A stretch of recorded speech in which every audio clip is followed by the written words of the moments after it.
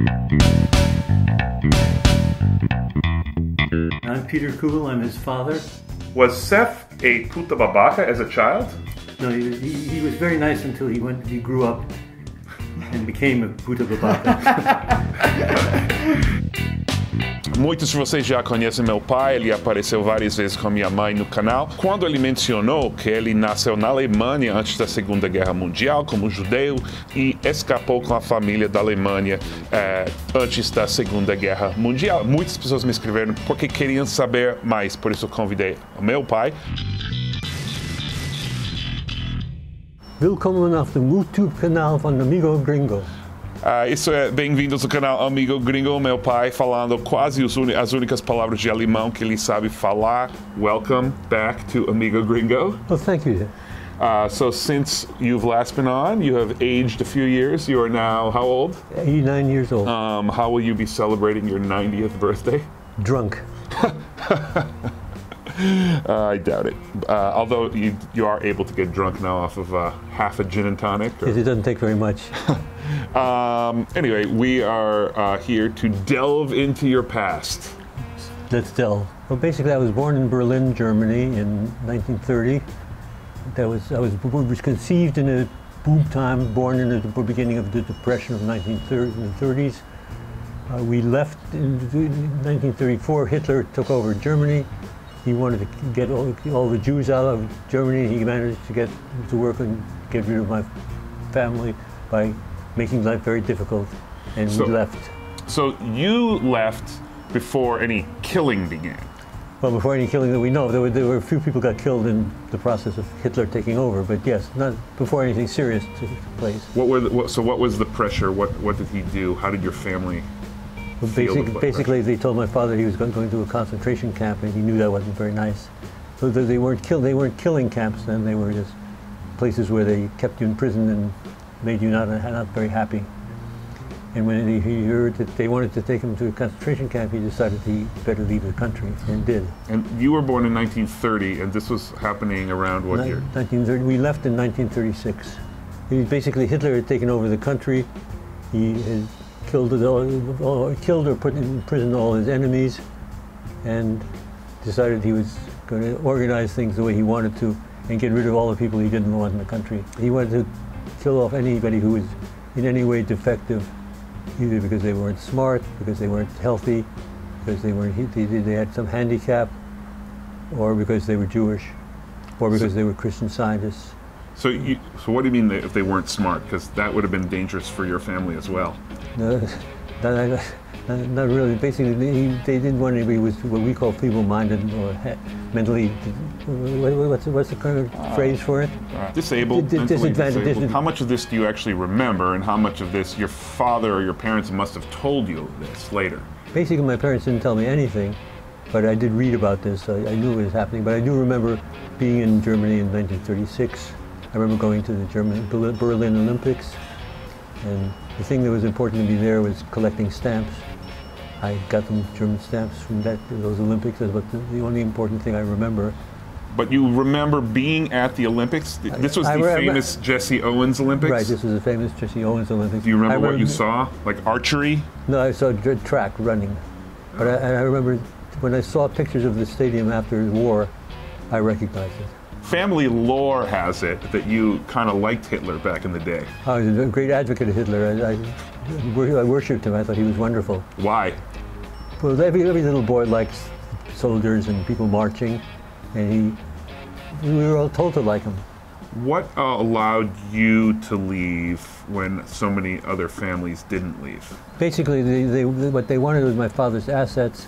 He owned a piece of a wheat importing company, grain dealer, and they wanted the company, so they were going to put him in a concentration camp to get him to hand over the rights to that company. So that they realized they were out to get him, and he couldn't keep going in Germany, and we just had to leave. And how did that happen? How did you leave? The Germans took our citizenship away, so we couldn't travel.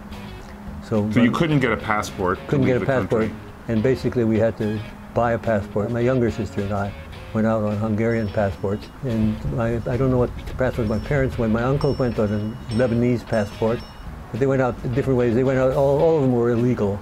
Do you remember leaving? No, I don't remember leaving. I remember coming into the harbor of New York City. But that was later. You didn't come right to New York, is that No, right? we basically went first to Holland. Right.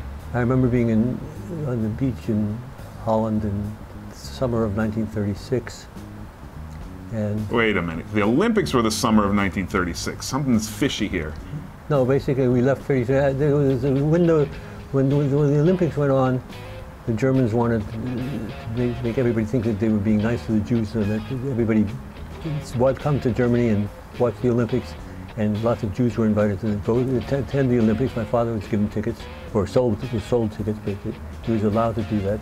Mm-hmm. And then basically, after that, we left because things got bad right away.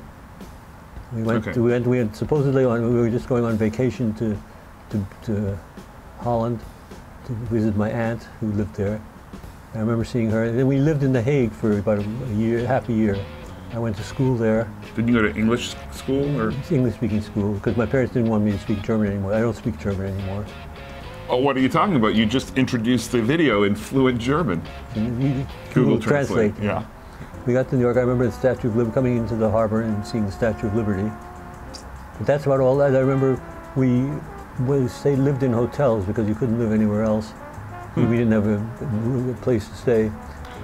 Do you know how you had money? Were you able to take money with you? Like, did your father hide gold in his underwear or something like that? I have no idea. You don't tell your 7-year-old or 6-year-old children where you hide your money.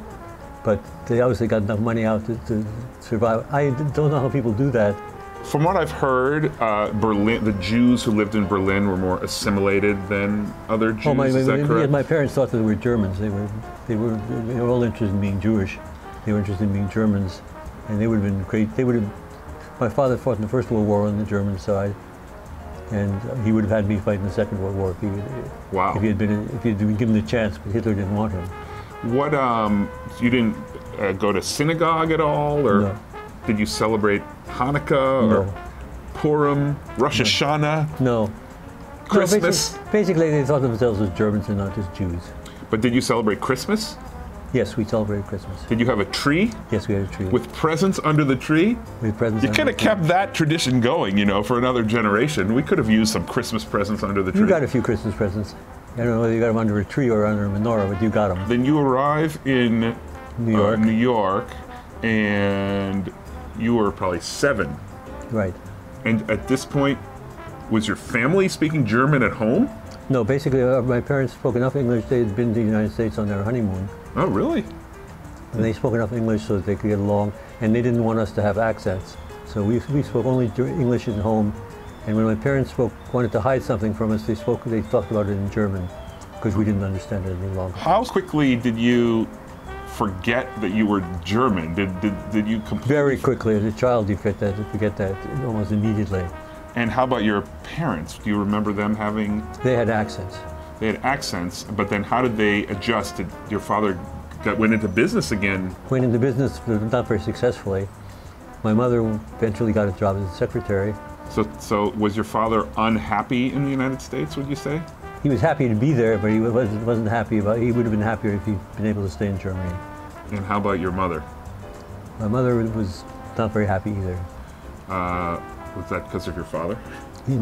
Partly because of my father, but living in another country where you don't know anybody and you don't know anything is difficult.